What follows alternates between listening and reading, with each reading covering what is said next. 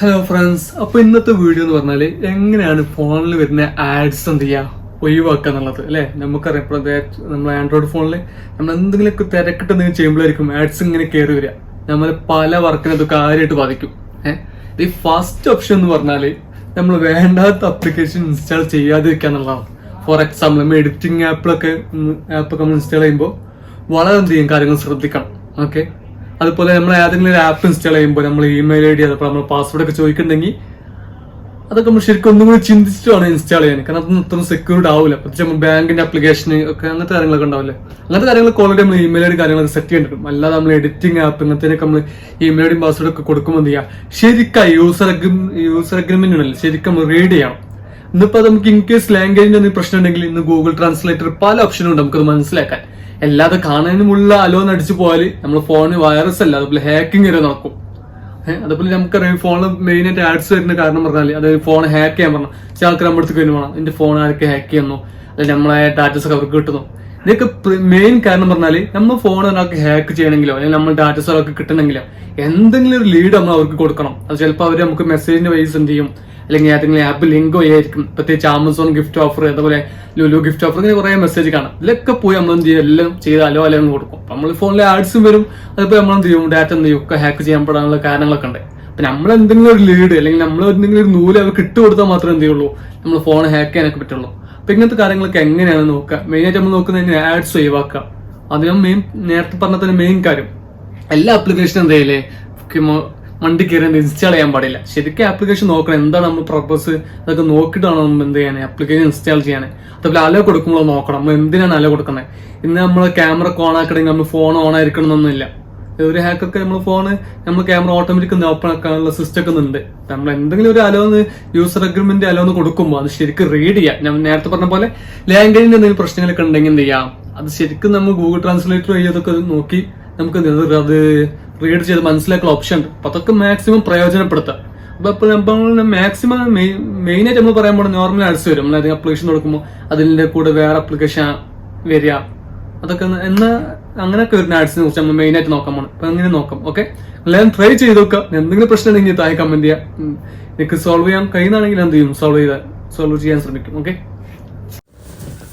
അപ്പോ നമുക്ക് അതെങ്ങനെയും നോക്കാം. ആദ്യം നമ്മൾ എന്ത് ചെയ്യുക, സെറ്റിംഗ്സിൽ പോവാ. എന്നിട്ട് ഗൂഗിൾ എന്ന ഓപ്ഷൻ ഉണ്ടാവും. ഇതിൽ ആൾ സർവീസ് എന്ന രണ്ടാമത്തെ ഓപ്ഷൻ ക്ലിക്ക് ചെയ്യാം. പഴയ ഫോണിലൊക്കെ ആണെങ്കിൽ ആൾ സർവീസ് വരില്ല, നേരിട്ട് വരും. ഓക്കെ, അപ്പോൾ ആൾ സർവീസ് ക്ലിക്ക് ചെയ്യാം. അതിൽ ആഡ്സ് എന്ന് പറഞ്ഞ ഓപ്ഷൻ കാണും. ഇതിൽ രണ്ടാമത്തെ ഓപ്ഷൻ ഡിലീറ്റ് എന്നുള്ള ഓപ്ഷൻ എന്ത് ചെയ്യുക, ക്ലിക്ക് ചെയ്ത് കൊടുക്കുക ആദ്യം. ഓക്കെ, എന്നിട്ട് എന്ത് ചെയ്യുക, അതവിടെ ഡിലീറ്റ് എന്ന ഓപ്ഷൻ എന്ത് ചെയ്യുക, അനേബിൾ ചെയ്ത് കൊടുക്കുക. ഓക്കെ, എന്നിട്ട് പിന്നെ അത് അനേബിൾ ചെയ്തതിനു ശേഷം നേരെ എന്ത് ചെയ്യുക, നമ്മളെ മെയിൻ മെനുവിലേക്ക് വരിക.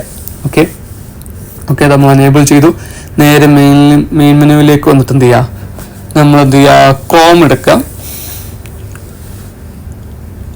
ഓക്കെ, ക്രോം ഓപ്പൺ ചെയ്യുക. എന്നിട്ട് എന്ത് ചെയ്യുക, മുകളിലുള്ള 3 ഡോട്ട്സിൽ ക്ലിക്ക് ചെയ്യുക. എന്നിട്ട് എന്ത് ചെയ്യുക, സെറ്റിംഗ്സിൽ പോവുക.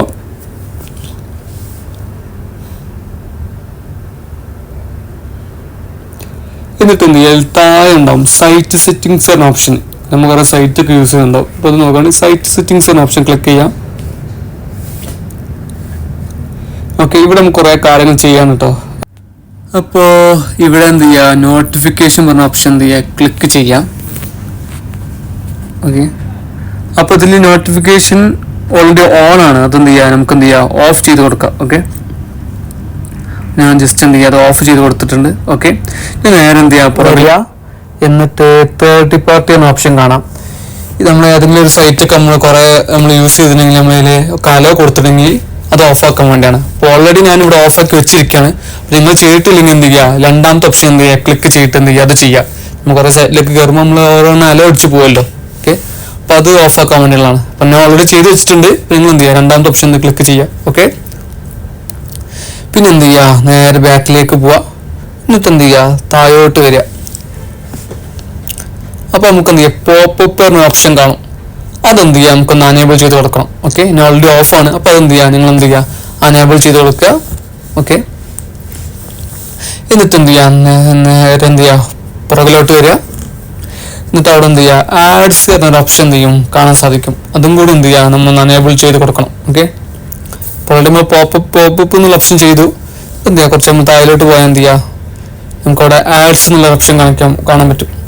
ഓക്കെ,